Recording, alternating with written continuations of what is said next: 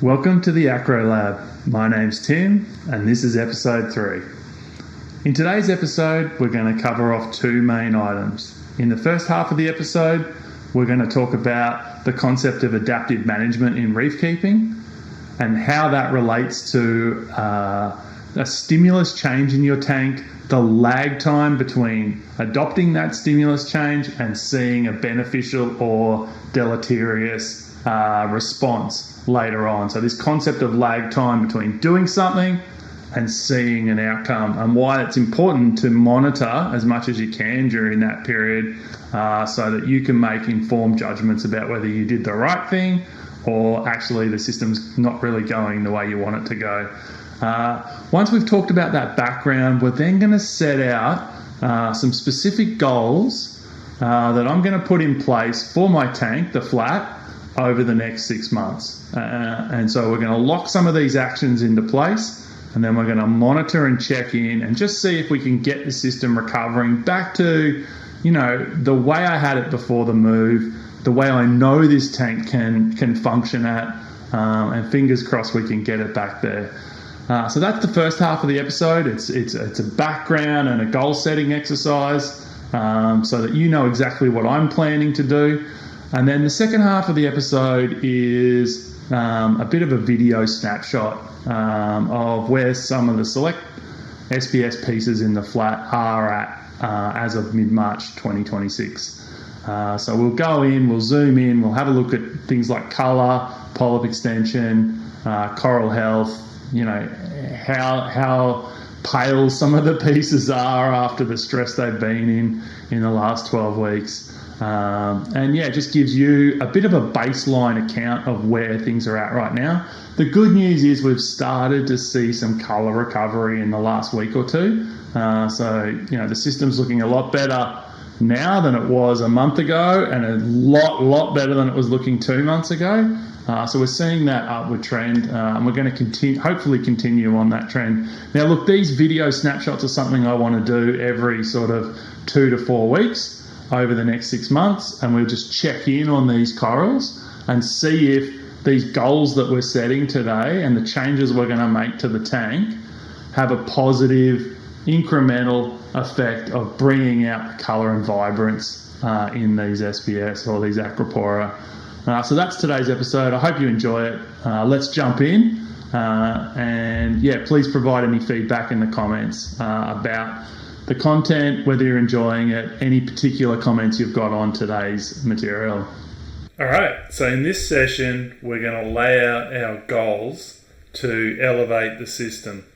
The reason I want to be transparent about these goals is I kind of see the recovery of this system as a scientific experiment, and I want to be really clear on the steps I'm going to take to move from the current system where the system has been struggling and the corals aren't happy, to hopefully a situation where we turn that around through a very documented and deliberate process that someone else might be able to follow or adapt for their own needs. And so these goals that are given out in the sake of transparency, I want to be really clear about what it is I'm going to do.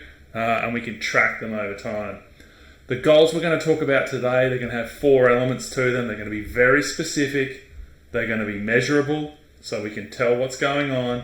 They're going to have a time element to them, and they're going to have very clear steps to success. Before we get into the actual goal setting, though, I wanted to start out describing the element of the fact that reef systems can be slow to respond. In biology, we can define a stimulus as the detectable change, whether that's physical or chemical, in the environment of an organism that results in some functional activity. So I've got a little graphic here to help illustrate this in a reef perspective. So our stimulus might be something like increasing our light intensity by 10%, or increasing our nutrient load by 10%. That stimulus goes into an ecosystem, And for us, this is a highly complex reef system. So, a highly complex biome. We've got invertebrates, we've got fish, we've got coral, we've got water, a body of water that changes in a transient way. It has all of these different water chemical analytes and nutrients. There's pests, there's the light, there's temperature, all of these factors that interplay to lead to the overall health of the system. And what we see is, in a very complex ecosystem like this, there can be significant lag time for stimulus or subtle changes in a stimulus to overcome the transient equilibrium. So what I mean by that is, you don't just do something like change your light and 2 seconds later you see the response you're looking for. And I've got some responses laid out here. So a response might be increase in SPS growth rate or extension of polyps. So that lag time is really important in reef systems. So we've got to give the system time to adjust to the changes we're making. And then if you want to see positive results, positive responses, you've got to be patient. And if you talk to anyone who's been in the reef keeping game for more than a year or two, the OGs of the industry, they'll tell you one thing. They'll talk about stability and they'll talk about patience. And so patience, what they're referring to here is, things take time. Nothing good in reef keeping happens overnight. It takes time. So I want to be really clear that, reef systems can be slow to respond. And that's why you've heard me harp on in the last few episodes about the concept of adaptive management. Adaptive management lends itself really well to reef keeping. What adaptive management is recognizing that complex ecosystems are highly uncertain. We don't know in the present day how this system is going to exactly respond to the changes we make. We've got some understanding of the system, so we plan and design an experiment or some action we're going to take, and we're hoping for an outcome. But in science, when we implement that action, we need to monitor. And so you see the diagram here, we're planning and designing at the top, and then as it moves around clockwise, we're implementing those actions, but then we're monitoring. And then that monitoring in a reef system will take time. There's that lag time. So we need to monitor for some period of time and then evaluate. Now, the concept of adaptive management is you will learn through that monitoring. Now, the outcome you get may not be the one you wanted, but if you monitor for 6 months, after 6 months, you're going to be way better off than you were in the present day, because you now understand how the system responds through all that data you've collected, so you can adapt. And now the uncertainty of the system is slightly less. You understand it a little bit more. You can then plan and design better actions. Now with that better system understanding, you implement that, you continue to monitor, you understand the system even more, you further adapt. So that's what I mean by adaptive management. So for us, we're in week 1. We're going to set goals as a way of planning and designing what we're going to do over the next 6 months. We're then going to implement it, and over weeks 2 to 24, we're going to collect as much data as we possibly can to give the system time to reach its new equilibrium, and for those processes we're looking for to embed themselves in the system. And I'm a huge fan in reef keeping of over monitoring and under reacting. So get as much data as you possibly can and only act in a very deliberate manner once you're really sure of what the outcome will be. And then we're going to do monthly check-ins. So every 4 or 5 episodes, whatever a month turns out to be, we're going to do a quick check-in on how we're progressing, and then we're going to do a final 6-month evaluation.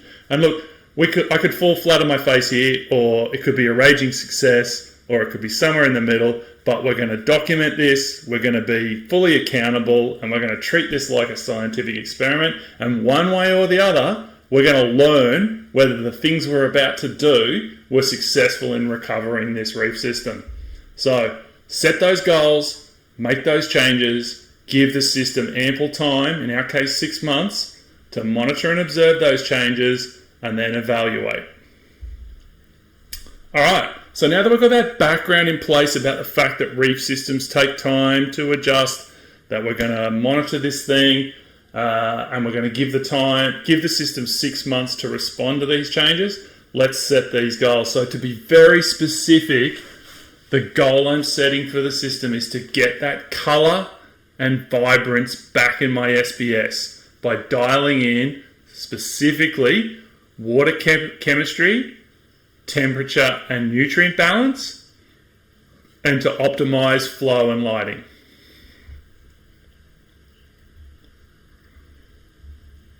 All right, so given that goal, how are we going to measure that goal? Well, for chemistry, I'm committing to doing monthly ICP tests, and we're going to review those every month. We're going to look at the consumption of each element, whether that's a major element, a macro element, or a trace element, and we're going to adjust our dosing to account for those changes. We'll talk about that later. I'm going to do a daily review of ACM, so alkalinity, calcium, and magnesium through our Apex Trident. I'm going to monitor physicochemical parameters, so our pH and ORP, and I'm going to commit to looking at those daily trend plots within the Apex Fusion environment, and I'm also going to commit to doing daily phosphate tests for the next 6 months. So I'm going to get out the hobby grade kit every day, and I'm going to start collecting more data so that I can then be able to get my nutrient balance more in order, so it's not fluctuating around, and I can get more stability there. For temperature, I've got 3 temperature probes in the system now. I've got 1 in the display and 2 in the sumps. And I'm going to commit to rigidly maintaining that temperature within 25 to 26 degrees Celsius through those probes. Salinity, I'm going to rigidly maintain between 34.5 to 35 ppt. I've got a salinity probe in my sump, and I get salinity through the monthly ICPs as well as I do weekly checks with my refractometer too. So I'm going to use all those different points of data, or sources of data I should say, to get a bit more stability in my salinity. The nutrient balance. So for nutrient balance, what I'm looking to measure here, so I'll be doing these daily tests, is and I'm not trying to number chase here, but I want some stability. And so I've picked numbers that my system is currently sitting at, and I'm going to try and maintain them. And I would emphasize, don't try and chase numbers in this game. Try and see where your tank is comfortable, and then try and maintain that stability over number chasing. So for me, my system naturally tends towards lower phosphate. So there's enough in the system for the corals, but not too much excess. So I'm going to sit within that 0.03 to 0.05 ppm range. And nitrate, I naturally fluctuate between 5 and 15. So I'm going to try and sit in that range and keep that stability in the pocket. I'm going to maintain the flow. I'm not making any changes here. Flow was something I concentrated on specifically when I had that dinos outbreak in January. It was part of my success formula to overcome those dinos. I'm going to maintain that flow. And we talked about flow in episode 1. Lighting, I'm going to maintain. I'm going to add some T5s if time allows and budget allows, and if one of my reef mates, Bretto, helps me out. He's a bit of a weapon in the old lighting front, so I'm hoping he'll help me out on that. And what I am committing to, though, is doing some PAR testing to see how that looks. Time bound. So, as touched on, I'm going to do a monthly check-in for 6 months and then a final evaluation. And what I'm looking to see is an obvious improvement and getting back to the way the tank used to look, as evidenced by a catalogue of photos I've got of the older system. And I want to do this by September 2026. I'm giving myself 6 months, like a 6-month boot camp to get this tank back in order. So what are the steps to success? We want to be really specific here around what are we actually going to do to achieve this now. So for water chemistry, we're going to tune that 3-part. So I've got a DIY 3-part that I do. I follow the balling method. I'm going to look at consumption of those major elements, and I'm going to tune not only the amount of salt that I put into the stock solution for that to get my ppm just right, but also the rate at which I dose it so that we get nice, stable, major elements in the system. And I'm going to balance that with the calc and the non-sodium chloride salts so that that system is humming along and staying in tune. Our trace, including macro elements or time, I'm going to plan, design our own stock solutions, deliver them, monitor them, and adapt. And what I'm looking to do here with water chemistry is, we touched on this in episode 2, is trending towards those natural seawater set points. So rather than chasing numbers here, we're going to try and get our trends, we're going to correct our trends back towards, in a gentle way. We don't want to overdo this too quickly. We're going to nudge our trends so they head back towards natural seawater. Will I consider it a failure if I don't hit the set point? No. If I can correct a particular element back towards where it should be and it only gets halfway there, for me that's going to be a success. I want to get those trends back to heading towards stable natural seawater.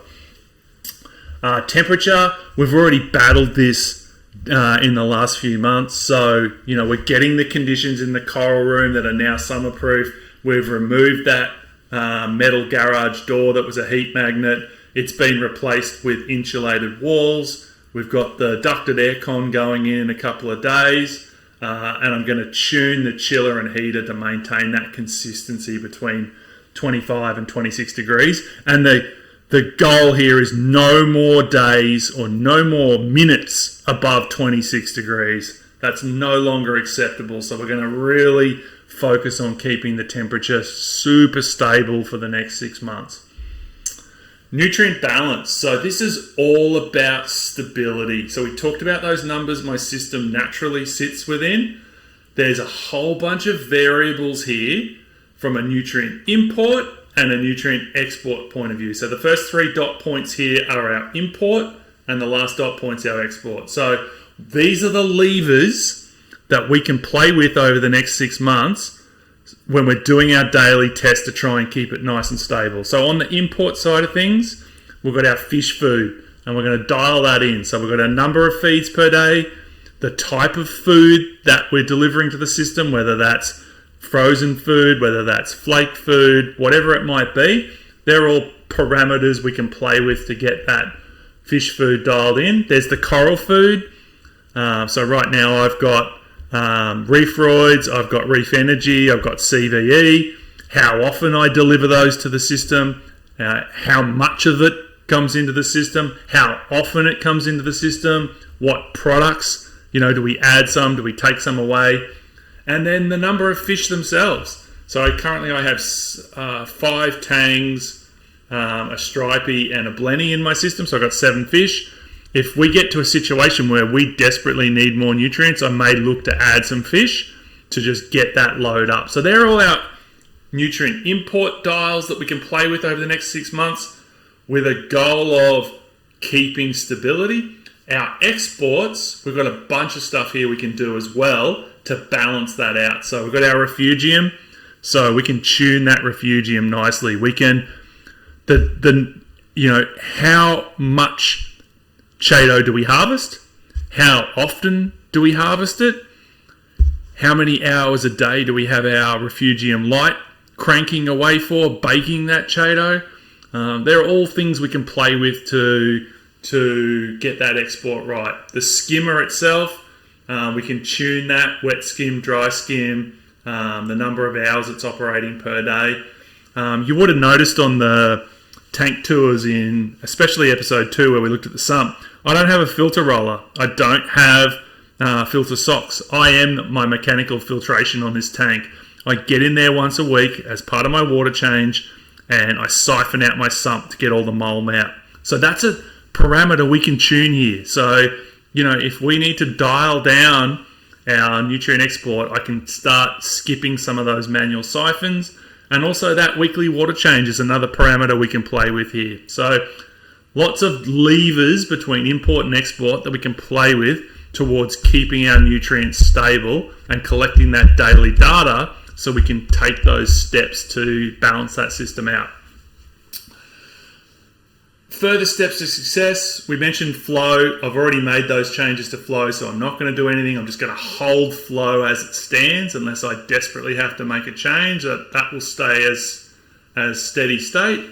And lighting will add those T5s, hopefully, if I can get Bretto to help me out. So they're the steps to success.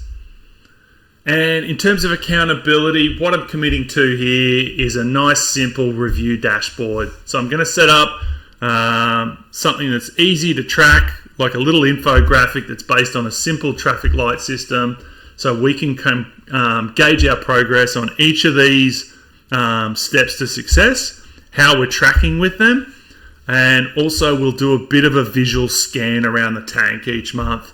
We'll have a look with our own eyes as to how that stimulus is getting a response in the system. Are we noticing any color changes? Are we noticing any growth changes? Do the corals look happier?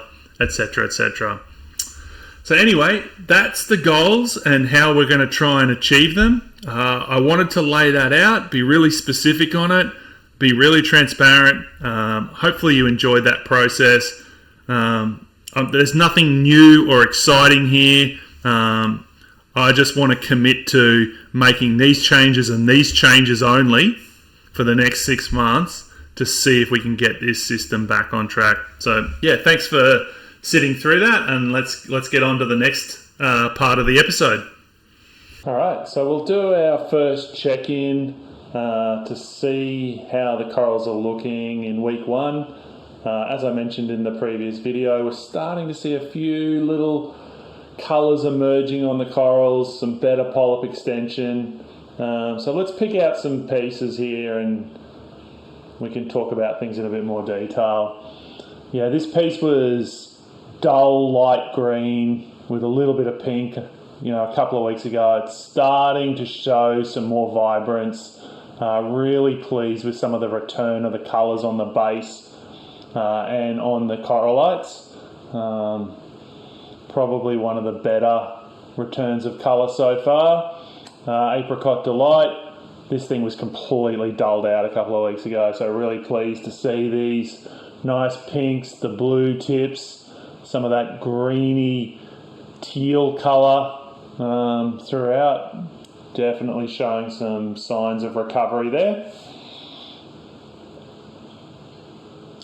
This rainbow, it was just a light pink a couple of weeks ago. So we're getting these different rainbows through it, the blues, a little bit of cyan in there, a little bit of purple. Good recovery so far. Long way to go though.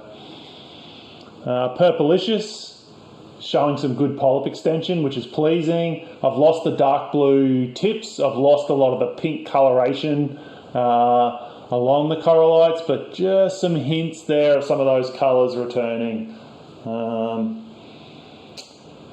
This smoothie had beautiful dark blue tips on it. They were pretty much paled out, but I really like to see these neon green polyps returning. So that one's starting to show some glimpses of returning to pre-move coloration. Pink Floyd, this one didn't really lose too much colour on the move, surprisingly. It held its own. Such a vibrant piece, look at that, just pops off the camera.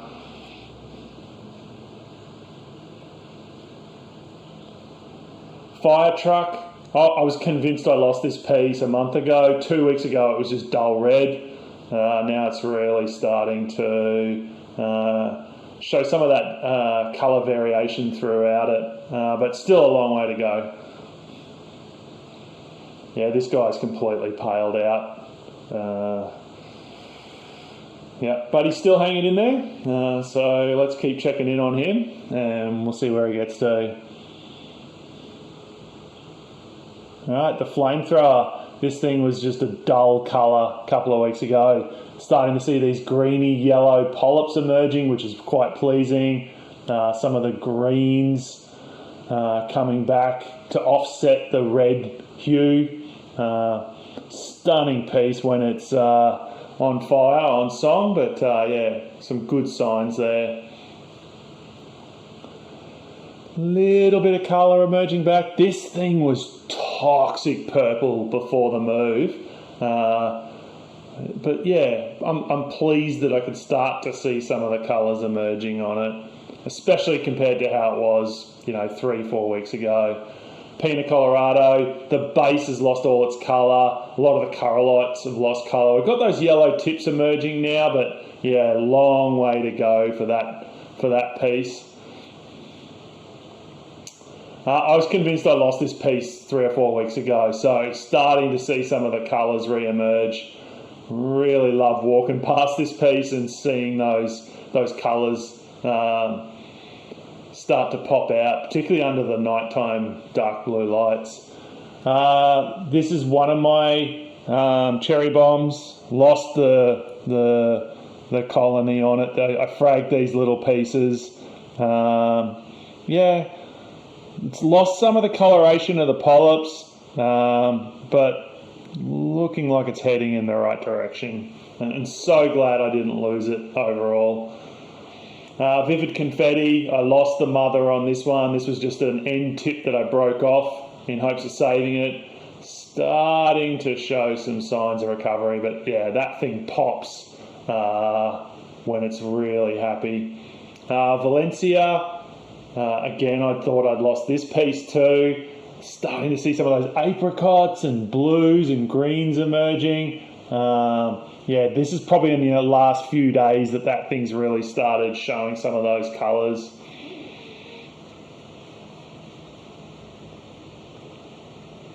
Bubblegum Didge. Love the old Didge. Good polyp extension on this. Colours are good, but yeah, it's pretty hard not to be able to grow her.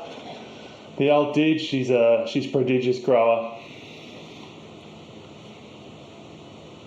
Toxic Heart, this piece was completely paled out a week ago. Just starting to see some of those apricots and oranges and blues return, but yeah, still a long way to go to get that piece singing.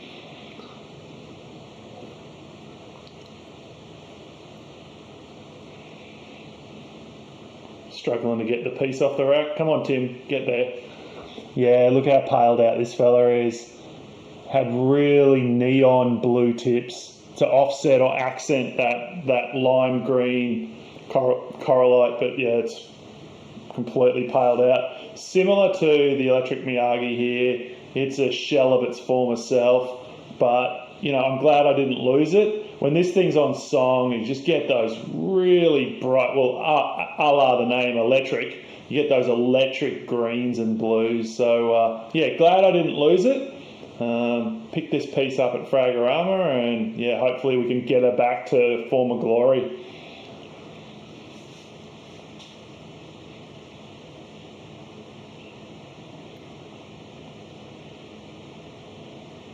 All right, Pink Cadillac. Starting to see the polyp extension, nice purple corallites there. The base is starting to colour up. Still a fair way to go on the corallites themselves, but yeah, a lot better than what it was doing a couple of weeks ago.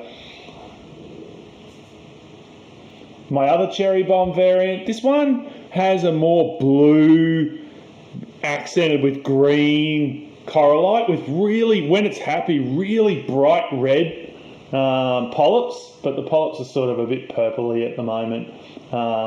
So glad I didn't lose this piece. I feel like this thing could be something really special when it colours back up again.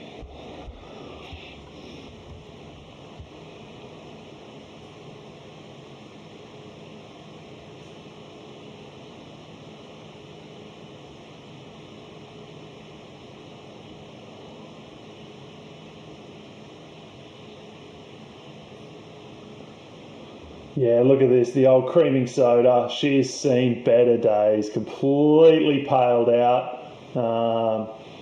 Was touch and go there for a while. I'm glad I didn't lose her.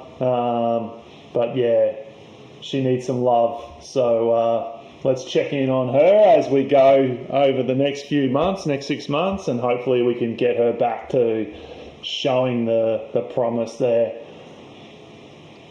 Yeah, some good colours starting to emerge on this piece. Love the teals in that, accented with the blues and the pinks.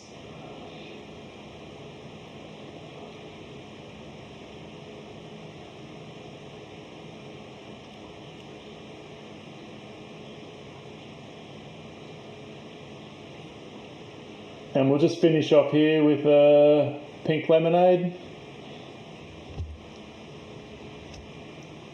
Starting to see some nice colours emerge on this piece as well. Alright, that brings episode 3 to a close. I hope you enjoyed today's content.